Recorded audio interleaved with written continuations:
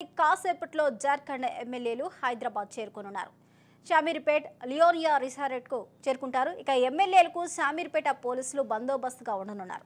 జార్ఖండ్ సీఎంగా చంపై సోరెన్ ప్రమాణ స్వీకారం చేశారు. 10 రోజుల్లో బల నిరూపణ చేసుకోవాలని గవర్నర్ ఆదేశించారు.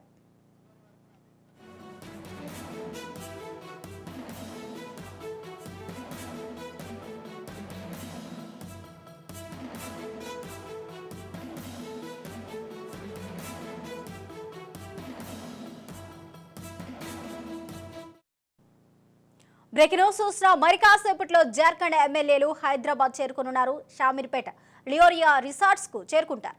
ఎమ్మెల్యేకు షామీర్పేట పోలీసులు బందోబస్తుగా ఉండనున్నారు. జార్ఖండ్ సీఎంగా చంపై సోరెన్ ప్రమాణ స్వీకారం చేశారు. 10 రోజుల్లో బల నిరూపణ చేసుకోవాలని గవర్నర్ ఆదేశించారు.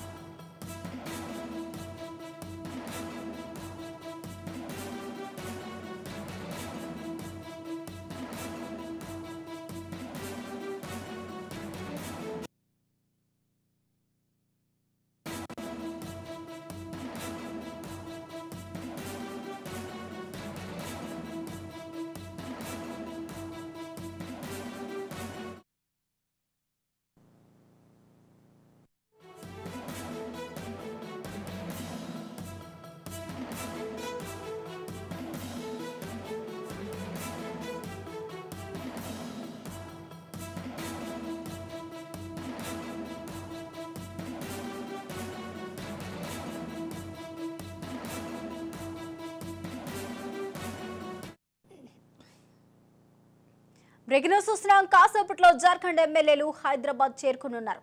షామీర్పేట లియోనియా రిసార్ట్కు చేరుకుంటారు. ఎమ్మెల్యేలకు షామీర్పేట పోలీసులు బందోబస్తుగా ఉండనున్నారు. జార్ఖండ్ సీఎంగా చంపై సోరెన్ ప్రమాణ స్వీకారం చేశారు. 10 రోజుల్లో బల నిరూపణ చేసుకోవాలని గవర్నర్ ఆదేశించారు. ఇదే అంశానికి సంబంధించిన పూర్తి అప్డేట్స్ మా ప్రతినిధి విక్రాంత్ అందిస్తారు. విక్రాంత్.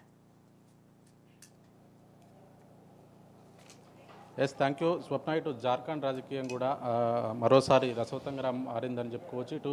అటు జార్ఖండ్ రాజకీయాలకు హైదరాబాద్ కేంద్రంగా మారిందని చెప్పుకోవచ్చు. జార్ఖండ్కి సంబంధించి జేఎంఎం ఎమ్మెల్యేలు, అదేవిధంగా కాంగ్రెస్ పార్టీకి సంబంధించి, అదేవిధంగా ఆర్జేడీకి సంబంధించిన ఒక ఎమ్మెల్యే కూడా గత కొద్దిసేపటి క్రితమే కూడా రెండు ప్రత్యేక విమానాల్లో కూడా బేగంపేట ఎయిర్పోర్ట్కి చేరుకున్నారు. బేగంపేట ఎయిర్పోర్ట్ నుంచి కూడా షామీర్పేటలో ఉన్నటువంటి ఒక ప్రైవేట్ రిసార్ట్ కూడా ఇప్పటికే 2 బస్సుల్లో కూడా బయలుదేరారు. దీనికి సంబంధించి కూడా ఏఐసీసీ నేతలు కూడా ఎప్పటికప్పుడు ఆరా తీస్తూ ఉన్నారు. ఏఐసీసీ నేతలు కూడా తెలంగాణకు సంబంధించి కూడా మంత్రి పొన్నం ప్రభాకర్తో పాటు ఏఐసీసీ సెక్రటరీ తెలంగాణకు చెందినటువంటి సంపత్ కుమార్ వీరిద్దరికి కూడా పూర్తి బాధ్యతలు అప్పచెప్పారు. ఈ నేపథ్యంలో కూడా ఇటు ఇప్పటికే 48 మందికి సంబంధించి కూడా దానికి సంబంధించిన ఎమ్మెల్యేలు ఉన్న నేపథ్యంలో కూడా 38 మంది కూడా ఇటు జార్ఖండ్ నుంచి వచ్చిన పరిస్థితి కనిపిస్తూ ఉంది. అదేవిధంగా గత కొద్దిసేపటి క్రితమే మధ్యాహ్నం 12:15 కూడా గవర్నర్ నేతృత్వంలో కూడా చంపై సోరెన్ కూడా ఇప్పటికే ప్రమాణ స్వీకారం చేశారు. జేఎంఎంకి సంబంధించిన నేత ఇప్పటి వరకు కూడా మంత్రిగా ఉన్న నేపథ్యంలో కూడా రవాణా శాఖ మంత్రిగా గత కొద్దిసేపటి క్రితమే మధ్యాహ్నం కూడా ముఖ్యమంత్రిగా కూడా ప్రమాణ స్వీకారం చేశారు. దాదాపు గవర్నర్ కూడా 10 రోజుల పాటు కూడా 10 రోజుల లోపు బల నిరూపణకు కూడా అవకాశం కూడా ఇటు జేఎంఎం పార్టీకి అలయన్స్గా ఉన్నటువంటి కాంగ్రెస్ పార్టీకి కూడా అవకాశం ఇచ్చింది.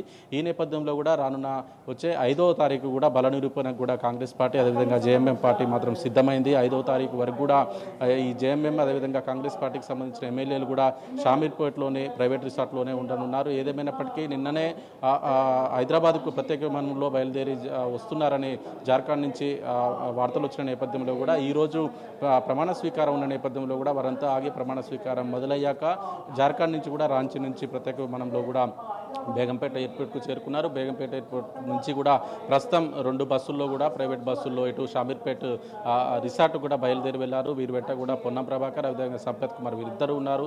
ఏదేమైనప్పటికీ 5వ తారీఖు వరకు కూడా ఇక్కడే ఉండి 5వ తారీఖు ఉదయాన్నే ఇక్కడి నుంచి కూడా మళ్ళీ ప్రత్యేక విమానంలో కూడా ఇటు రాంచీ జార్ఖండ్ మాత్రం వెళ్లనున్నారు.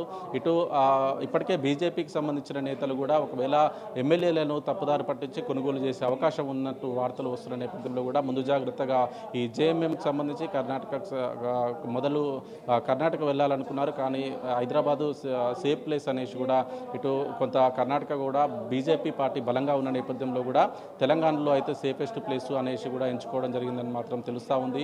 దీనికి సంబంధించే ఇప్పటికే 38 మంది మాత్రం ఎమ్మెల్యేలు హైదరాబాద్ చేరుకున్నారు. మరికొంతమంది కూడా ఈరోజు అర్ధరాత్రి కూడా 4 మంత్రులు కూడా వచ్చే అవకాశం కనిపిస్తూ ఉంది. ఇప్పటికే ముఖ్యమంత్రి అదేవిధంగా 4 మంత్రులు కూడా ఇంకా జార్ఖండ్లోనే ఉన్నారు. అదేవిధంగా హేమంత్ సోరెన్ ఏదైతే మాజీ ముఖ్యమంత్రి ఉన్నాడో అతన్ని కూడా మనీ లాండరింగ్ కేసులో కూడా అరెస్ట్ అయ్యి జైలు పాలయ్యాడని చెప్పుకోవచ్చు. ఈ నేపథ్యంలో కూడా రేపు శుక్రవారం అయిన నేపథ్యంలో ఈరోజు రేపు కూడా హైకోర్టుకు సంబంధించి కూడా ఒక కీలక నిర్ణయం తీసుకునే అవకాశం కనిపిస్తూ ఉంది హేమంత్ సోరెన్కు సంబంధించి. ఏదేమైనప్పటికీ జార్ఖండ్కి సంబంధించిన ఎమ్మెల్యేలకు మరోసారి హైదరాబాద్ వేదిక కాబోతా ఉంది. హైదరాబాద్లో 5వ తారీఖు ఉదయం వరకు కూడా ఉండి 5వ తారీఖు మాత్రం బల నిరూపణ కోసం మాత్రం తిరిగి 5వ తారీఖు ఉదయం మళ్ళీ జార్ఖండ్ వెళ్ళే అవకాశం మాత్రం కనిపిస్తూ ఉంది. అయితే విక్రాంత్ చూస్తున్నట్లయితే బల నిరూపణ చేసుకోవడానికి గవర్నర్ ఇప్పటికే 10 రోజుల సమయాన్ని ఇచ్చినట్టు తెలుస్తుంది. అయితే ఇప్పటికే 2 బస్సులు 38 మంది వరకు ఆ రిసార్ట్కు చేరుకున్నట్టు తెలుస్తుంది. టోటల్గా ఎంతమంది ఎమ్మెల్యేలు ఇప్పుడు హైదరాబాద్ వచ్చే అవకాశం ఉంది? దానికి సంబంధించిన డీటెయిల్స్ ఏంటి?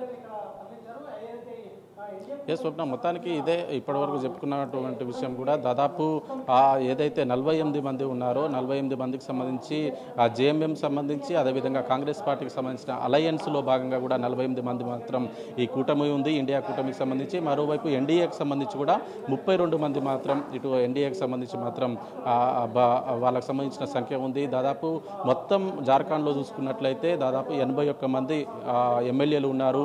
బల నిరూపణ కావాలన్నా ముఖ్యమంత్రిగా అవకాశం కావాలన్నా కానీ 41 మంది మాత్రం రౌండ్ ఫిగర్ కావాల్సి ఉంటుంది. 41 మంది ఎవరికైతే ఉంటారో వారే ముఖ్యమంత్రిగా కూడా వారి పార్టీ ముఖ్యమంత్రిగా కూడా ఉండే అవకాశం ఉంటుంది.